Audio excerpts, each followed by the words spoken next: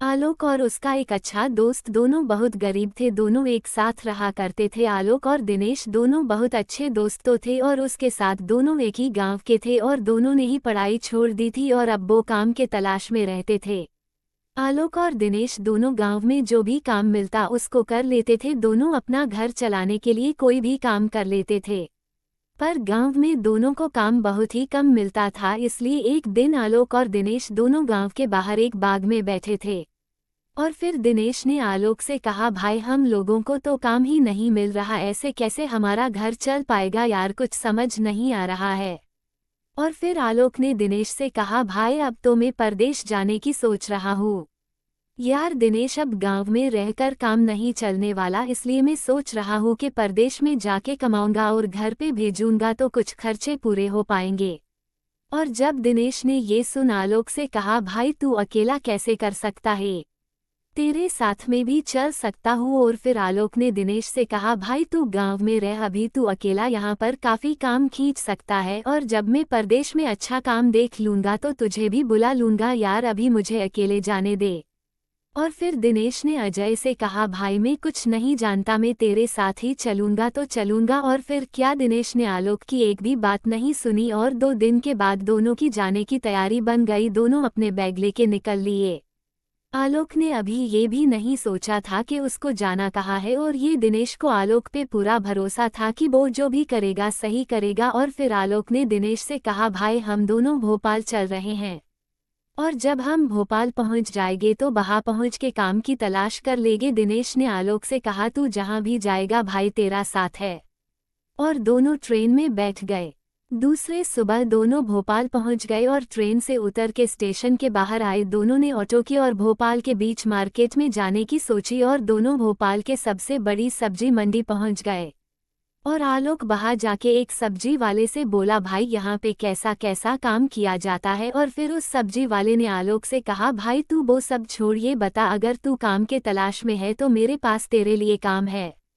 आलोक ने तुरंत उसे हाँ बोला और उस सब्जी वाले ने कहा, देख भाई मुझे 2 लड़कों की जरूरत है और तुम 2 हो कि तुमको रहने के लिए कमरा दूंगा और साथ में दोनों को 15,000 रुपये दूंगा। तुम लोगों को बस ये करना है कि सुबह उठ के गाड़ी में सब्जी भर के पूरे मार्केट में देने जाना है और ये काम तुम दोनों 12 बजे तक कर लोगो और फिर शाम तक फ्री रहोगे। बोलो हे मंजूर। आलोक के पास कोई और काम भी नहीं था तो आलोक ने हाँ बोल दिया और उसने आलोक और दिनेश को रहने के लिए एक कमरा दिया और आलोक से कहा, अभी तुम लोग आराम कर लो, कल सुबह मेरे लड़के के साथ तुम दोनों गाड़ी पर जाना।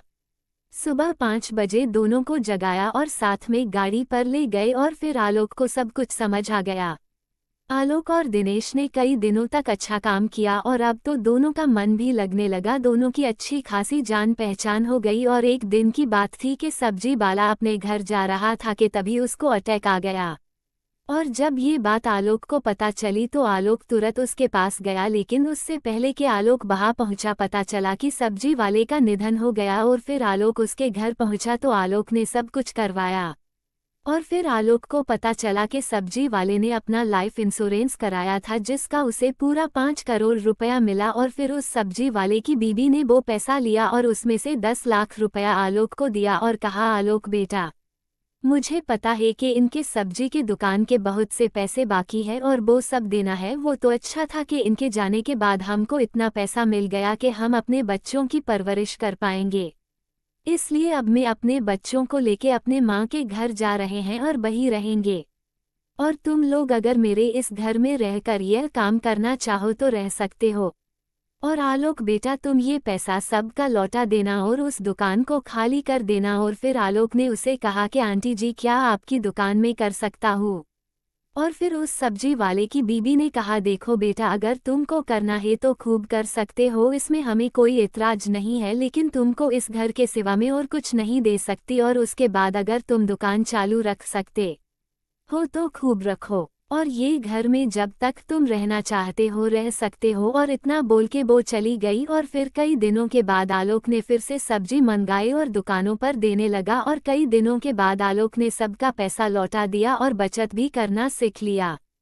और अब तो आलोक और दिनेश की अच्छी पहचान बन गई थी और आलोक को जितना चाहे सब्जी उधार भी मिलने लगी और समय के साथ आलोक भोपाल के सबसे बड़े सब्जी के व्यापारियों में जाना जाने लगा। आलोक ने अपना बहुत अच्छा नाम तो बना ही लिया, उसके साथ पैसा भी बहुत कमाया।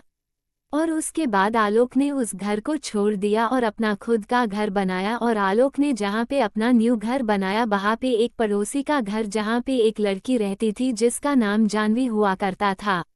एक दिन आलोक अपने छत पे खड़ा था तो उसने जानवी को देखा, वो छत पे वर्कआउट कर रही थी। जानवी ने आलोक को देखा तो वो शर्मा गई और नीचे चली गई, लेकिन आलोक वहीं खड़ा रहा। और आलोक ने दिनेश से कहा कि भाई आज घर पे जा और अपने घर वालों को लेके आ, हम सब यही साथ में अच्छे से रहेंगे।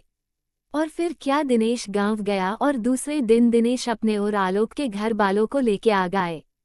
आलोक ने दिनेश और अपना घर पास पास में बनाया था और दोनों साथ में अपना सब्जी का बिजनेस कर रहे थे।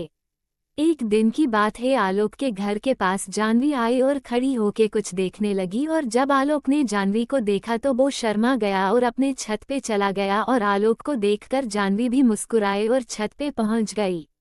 जानवी बहुत ही क्यूट थी, इसलिए आलोक का मन फिसल गया और दोनों अब एक दूसरे से छत पर इशारों में बात करने लगे। और ये शीला कई दिनों तक चला। और फिर एक दिन जानवी ने अपने छत से अपना नंबर लिखकर आलोक को दिया और कहा, मुझे इस नंबर पर कॉल जरूर करना।